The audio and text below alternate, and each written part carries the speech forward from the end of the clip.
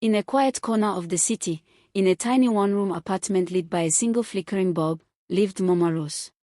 She had mastered the art of stretching small things into enough.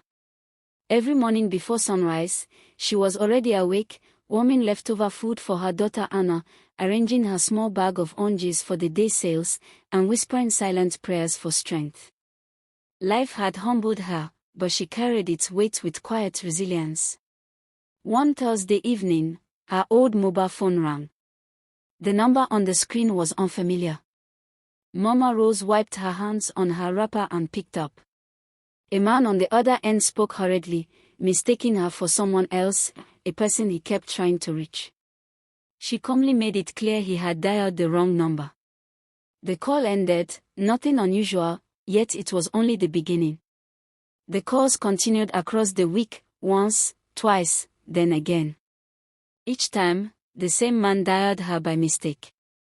Sometimes he sounded frustrated, other times confused, but Mama Rose always responded with patience, never irritated, never harsh. Anna noticed her mother's consistency and once looked up at her curiously, wondering why she kept answering every wrong number call. Mama Rose simply smiled, the kind of smile that carried both exhaustion and kindness. Then came the worst possible timing. A heavy rainstorm soaked the entire neighborhood. Mama Rose trudged home, drenched, her wrapper clinging to her legs, her small bag of oranges nearly empty.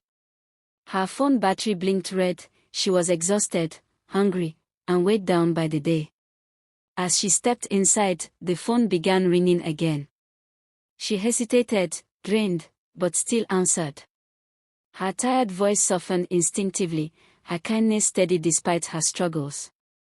The man on the line finally sensed something in her tone, fatigue, strain, quiet pain. She forced a small laugh, masking her exhaustion. The call ended, but the moment lingered. Then suddenly, the call stopped. For almost 2 weeks, silence. Life fell back into its familiar rhythm. Work, chores, small victories, private worries. Sometimes her thoughts drifted toward the man who used to call so often, but survival left little room for daydreams. One Saturday morning, while washing Anna's school uniform outside, her phone rang again, but this time from a new number. The voice on the line was calm and respectful. He asked if she was the woman who always answered the calls meant for someone else. He then asked to meet her. The request made her pause, uncertain and cautious, yet curious. They met in a small cafe near the market. Mama Rose walked in slowly, worn slippers, faded wrapper, modest smile. The man stood up immediately when he saw her and introduced himself as David, a manager at a logistics company. He explained everything with quiet sincerity, how her calmness during his stressful days had softened him, how her patience had humbled him, how her kindness had helped him more than she realized.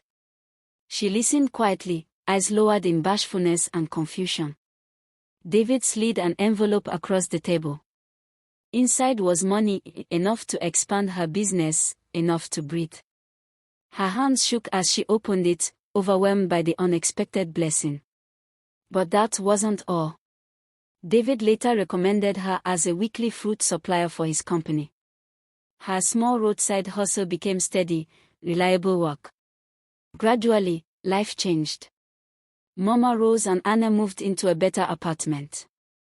Anna got new uniforms and shoes. Their days carried more ease, more color. Their smiles became genuine, not forced. And sometimes, when her phone rang unexpectedly, Mama Rose would pause and let a soft, knowing smile appear, a reminder that even a wrong number call can rewrite a life story.